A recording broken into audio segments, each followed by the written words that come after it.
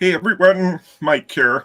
Welcome to Empowered Until Further Notice, the show about ideas and trust and leadership and power and whatever else comes to us.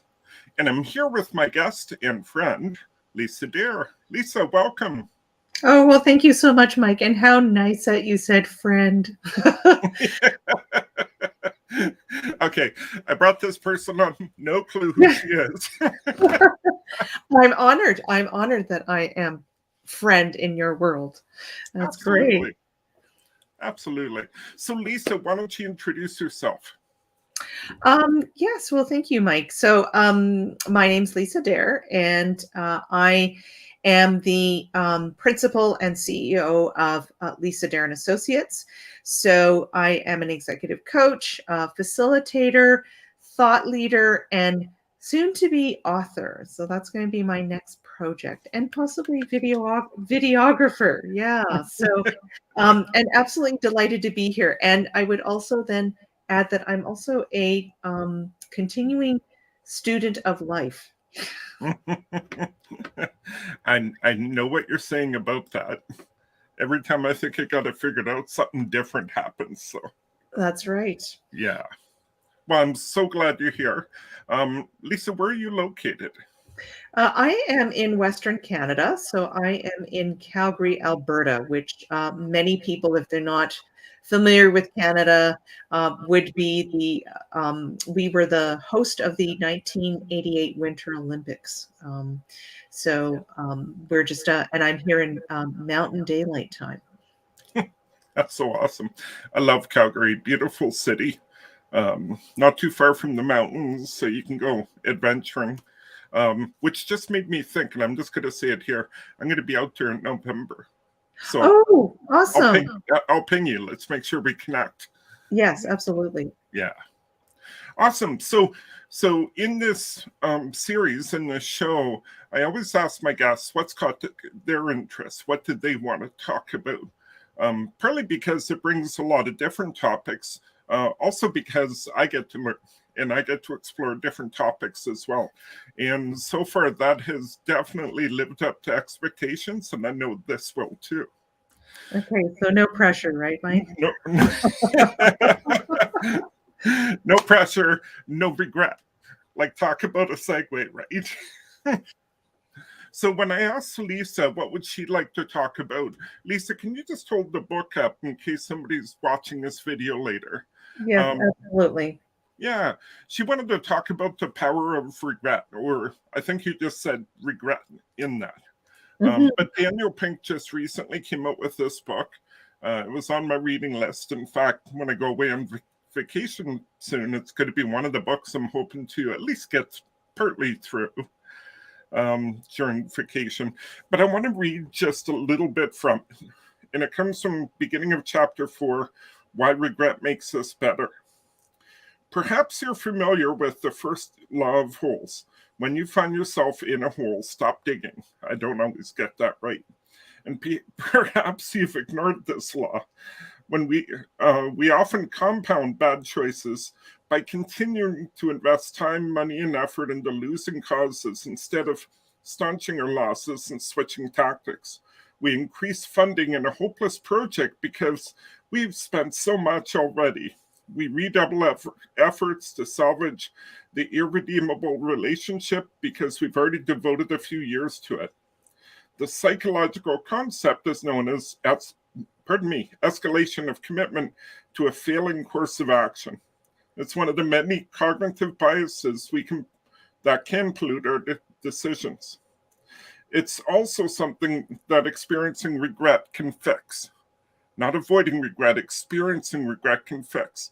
Gillian Koo, I hope I got that right, now of the London Business School, found that getting people to think about a previous escalation of commitment and then to regret it decreased their likelihood of making the error again, introducing the unpleasant feeling of, if only, improved the future behavior. And I think that's so important. So before we go further, let's just talk about the word regret. How do you define regret? Um, that's a great question. And I think that um, I think about it as one of those things where there can be a sense of disappointment. Hmm. Um, it could be remorse. And I think at an extreme, there's shame, Yes. sometimes associated with regret. So I think that regret can be a whole spectrum of emotions and experiences, depending on the situation, and the particular experience that we're talking about. We frame it in that perspective of regret. Yeah. Yeah. And the thing I would add to that is the actual event. So we had a destination, something we wanted to accomplish, whatever it is, whether it's in a relationship or work or whatever. And we didn't get there. And for some reason, we fall into all of those emotional states, one of them, right? And then we hang on to it. Hmm. Yeah, so it's really interesting. So I am about probably 2/3 of the way through the book. So a couple of things that really stood out for me was, in fact, the book starts off by introducing the song, but the very famous song by Edith Piaf, right? Yes. About I have no regrets, right? And so I think it's interesting because, of course, in the words of Rick Tamlin, it's very countercultural because most of us are really wired to say, "Oh, I don't have any regrets," right? Or Yeah. which would suggest that we're trying to avoid them, right? That it is not something to be experienced; it's unpleasant. And as you just referenced from chapter 4, there's lots of actual data that actually shows that experiencing regret is something that can actually help us to make better decisions, right? It can actually help us, I think, to be more intuitive, right? That's kind of what I'm getting from it. So, because he actually in the book, what I thought was really fascinating was he talks about the fact that human beings have this ability to travel through time, right? And I thought, oh, Mhm. that's kind of weird, like through our thoughts. And I was like, okay, that's kind of an interesting statement. And what he said is, if you think about how many of us see regret, or some of the, because of course he did a survey, so that's how Dan Pink accumulated a lot of data. Was he had developed this survey and people had submitted their different regrets. And he said, he shared one about a lady who said, I think she was in her 50s, but she said her biggest regret was that she listened to what her dad said and didn't go to law school. And had she done that, her life would be completely different. And so he said, when you think about that statement, it's somebody who is talking about something in the past, right, from Yes. the present, and actually uh, creating or imagining a potential future that never happened. And it's like, right, that so regret is actually quite a very interesting thing, right? That almost implies it's I mean it's all made up anyway, but it's saying that path is totally imaginary, like the law school one, for Mhm. example, right? Because you're right, like we humans can time travel and come up with this story of what life would have been like had it followed that. So it's holding a regret about something that was never there. Mhm. Yeah, which is fascinating, right? And yet, as you said, this woman was, like I said, I think she was in her 50s. So she's been hanging on to this for a big part of her adult life, right? Hmm. And then, as I think about that, I then wonder, like, how does that affect the quality of her life? If that's still kind of hanging back there in the back of her mind, right? Like, oh, Yeah. I could have possibly had this life. It's kind of like, the people that say, well, I should have married so and so, and my life would have been completely different, right? It's like, well, how do you know? Right? Maybe. Yeah. Maybe. Yeah. Like how can you know? Yeah. The other story I was thinking of as you were talking there, I was trying to remember the guy's name. Very wealthy investor had an opportunity to get on the ground floor of Apple, and he said no, and he walked away. Little would he know where Apple could go. But in this interview with him, it was interesting. Like he saw it for what it was. That had he invested, like he would have been that much more wealthy today. Um, but he wasn't playing an imaginary game. What if, at least not in the interview. Who knows what he does in real life, right? But yeah. Yeah, it's interesting that you mentioned that phrase "what if," because that's one of the things that he talks about in the book. So there's actually quite a fairly well-known study, and it was actually studying Olympic medalists and what they were doing. So this is fascinating. What they were doing was they were looking at clips and photos of how everybody looked after they'd won their medals. And so in the one chapter where he talks about this, he talks about a cycling. It was like, I can't remember, like the 96 Olympics or something. But anyways, it was an American that was leading. It was the women's, a women's cycling race. And it was the American that was leading. But at the end, she kind of started she started to really sort of flag. And she was a hill climber, but they were sprinting to flats. And so she actually went from first to fourth. So the rest of the pack came up. And so what they were saying, what was interesting was that the person that should have won was I think she was from Denmark or something like that. But anyway, she came in second. And then there was another person that came in third, and I think it was an Italian. But anyhow, they said when they were looking at their picture, he said, look at this picture and who do you think won what medal, right? And of course, everyone would pick sort of the beaming, happiest person as the gold medalist. And then you would think it would kind of go from there. But in fact, the person that looked the least happy was the person who won the silver medal. Because the phenomenon is the person who won the silver medal is going, if only. Right. And then the third, the bronze medalist going, oh, at least I got third because I didn't expect anything. And so I just thought that was fascinating. So he talks about the different phrases that we use. But I think most importantly, to your point, Mike, he also talks about regret as being something that is completely unavoidable because we all experience it, even at a very young age. Yeah, absolutely. We all live with regret. And that's why I think it bothers me when you see coaches and consultants and speakers and out there going, no regrets. Live your life, no regrets. Mm-hmm. And how much do we lose of the experience if we try to deny the things that are there? Because you can deny them, but they're still there. Yeah. And again, I think, what I'm learning from reading the book is about the reframe, right? Which is also something that we do as coaches, right? Yeah. And I think it's also using regret as the signal or as the marker to say, this is an opportunity to do it differently. Right?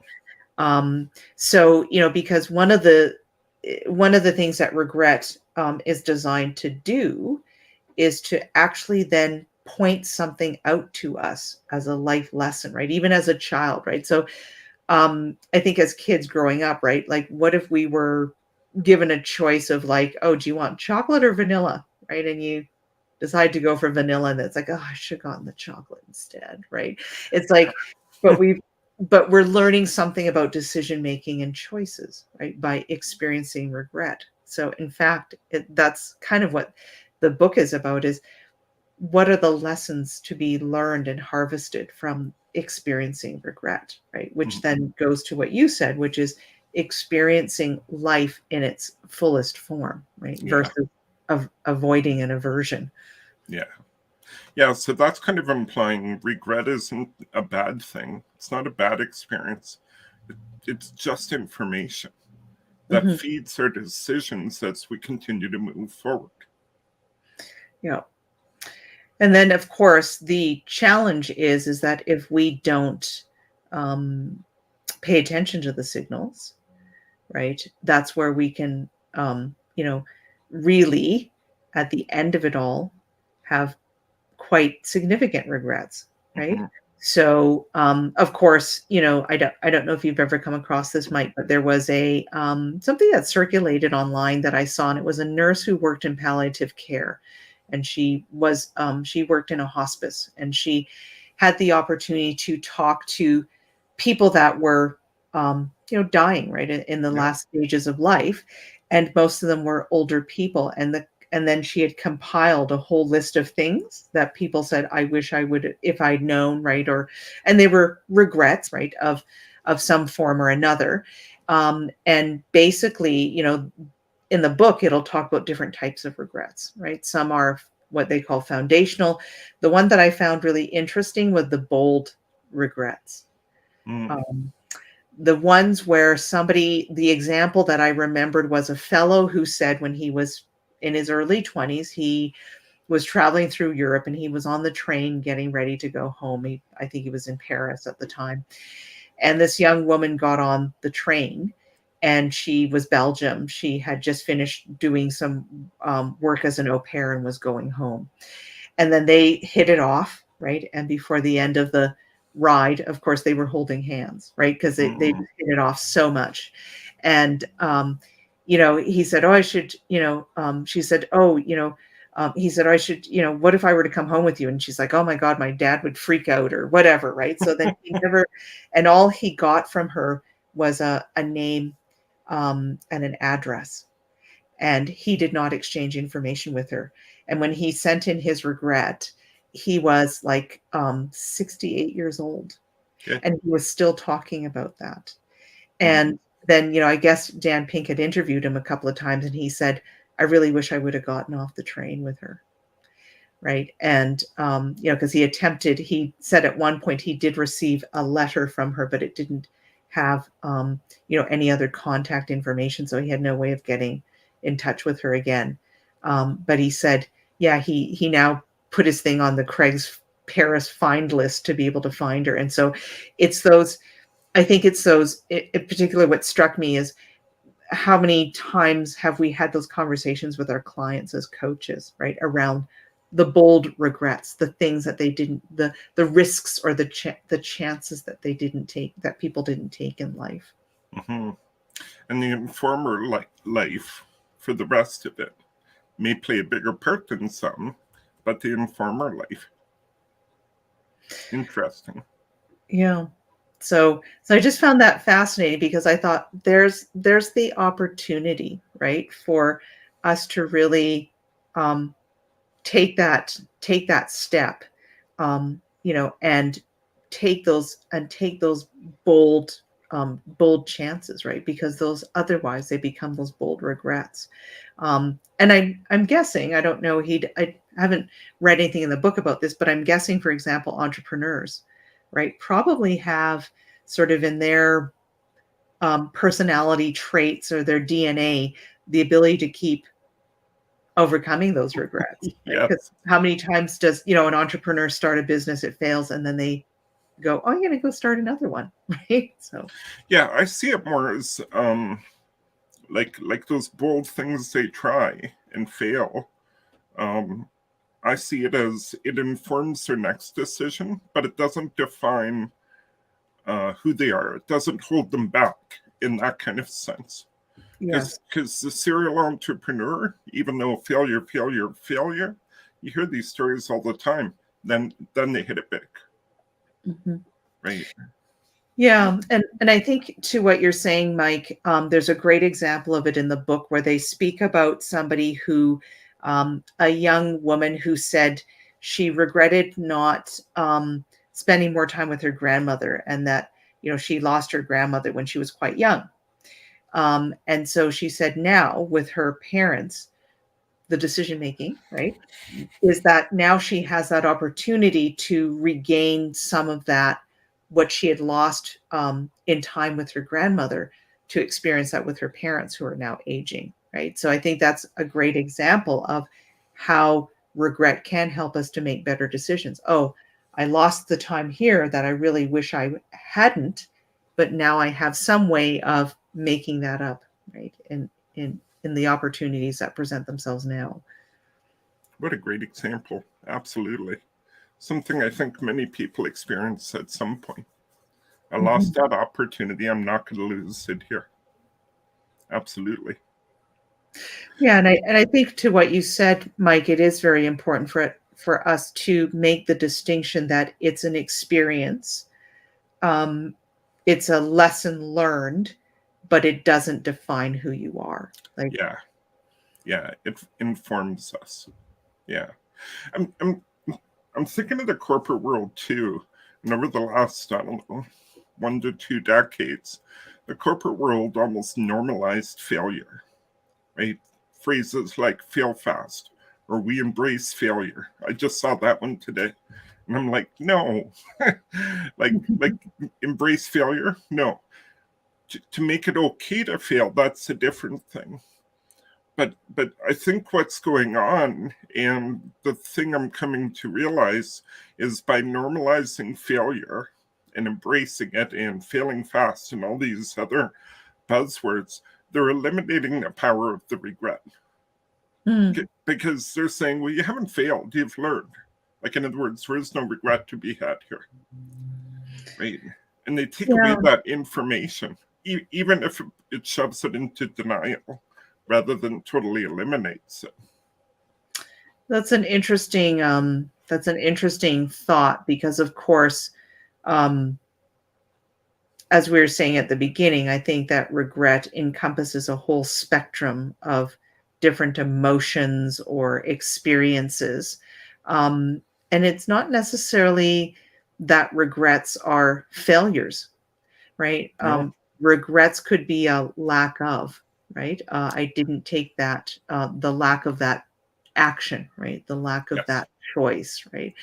Um, and regrets can also be things that people did that they would do differently, right? So mhm, not necessarily a failure, but because again, I'm thinking of one example of a guy in his 40s who, sort of rose the corporate ladder in retail sales and did quite well, but basically had nothing to show for it because he didn't save. He just spent, right? So that's not necessarily a failure, but it's more just a a different path that was chosen, right? That didn't pay attention to the future, right? I So think again, that's important.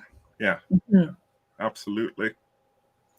Wow, regrets feels like something we could talk about for days. Yeah, and I think you and I were just talking about, just before coming on the air, that, really that's a lot of what coaching is about, right? It's coaching, I think, in particular, when we are reframing, that's where I think we can help people to actually extract those lessons or the learning from the regret, right? Is to reframe it, not to stay in that place of regret, Hmm. because that often can be very judgmental, and quite debilitating, right? If one stays in it for a long period of time. But it's how do we reframe it as to how, what's the gift in regret? Yeah, Right? there's a gift in everything that happens, and I think this is a pretty powerful place to find some of those gifts. Mhm. Yeah, because the examples that are given, particularly when they talk about the bold choices and the regrets related to that are things like, um, I wish I would have traveled, right? I wish I would have, right, spent more time with my family, right? I wish I would have made different choices, right? I wish it was so heart wrenching to read some of them because these are like from people, like some of them were from people that were quite a bit older who said, I wish I hadn't been so shy when I was younger. Um, and I wish I had asked that girl out, right? Like Right. it was really interesting to realize like some people had hung on to this for years. Hmm. Yeah. Well, I think we all can fall into that trap, hanging on to our regrets. So, Lisa, what do you want people to take away from this discussion? I would want, I would really encourage and want people to start to think about regret and frame it in a different way, right? What's the emotion that you notice that you're experiencing now, but what's a different emotion that you could choose around regret, right? About Mm. that regret. Yeah, so find a way to reframe it for yourself. Mm-hmm. Yeah, and turn it into something that's going to empower as opposed to slow you down or create problems. Mm-hmm. Or have you doing the same thing over and over again. Yes. Well, Lisa, thank you so much for coming on with me. Well, thank you for having me as your guest, Mike. It's been great. Yeah, I agree. How can people find you if they want to learn more, want to contact you? Well, I am on LinkedIn as Lisa Dare. I am also on Instagram as Connection Spark Plug, and I am also on Facebook with my page Lisa Dare and Associates. So I am around. Aren't we all? Yeah. Yeah. No, that's awesome. Well, thank you once more. Coming up next week on Tuesday, August 2nd at 3 p.m. Eastern, I have another friend of mine, another good friend of mine, Lisa Atkins. And she's coming on, and we're going to be talking about personal accountability. The announcement for that one will be up shortly, and I look forward to seeing you then. In the meantime, have yourself a great week and weekend ahead. And if you're in one of the provinces in Ontario who gets a long weekend, or sorry, not in Ontario, in Canada, enjoy the long weekend. You get the long weekend, right? I do. I'm looking forward to it. Absolutely. Me too. All right. Thanks, Lisa. Thanks, Mike.